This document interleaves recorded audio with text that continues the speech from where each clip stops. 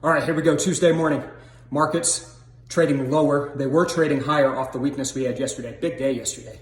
A lot of volatility. Dow Jones down 700 at one point. Around lunchtime, we reversed, finished down lower by a couple hundred. In the overnight session, we traded higher in the Dow, about 100 or so points higher before my workout. Since then, looking at the markets, we're now reversed again, trading lower. Now, the fear, what's pushing and weighing on these markets over the past 2 days? Today's the big day. It's the runoff election in Georgia.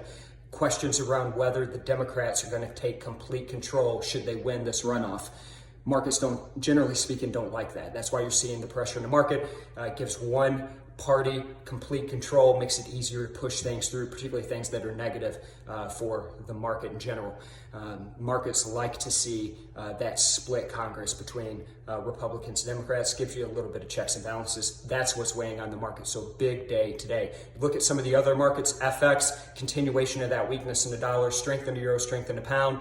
Gold continues to trade higher, up above 1950, and oil trading up above $48 a barrel. That's a 1.5% move to the upside. Now, my challenge to you, we talked about this, it's a new year. Many of you are out there, you're getting after it, you're setting goals for yourself. Make sure those goals are realistic.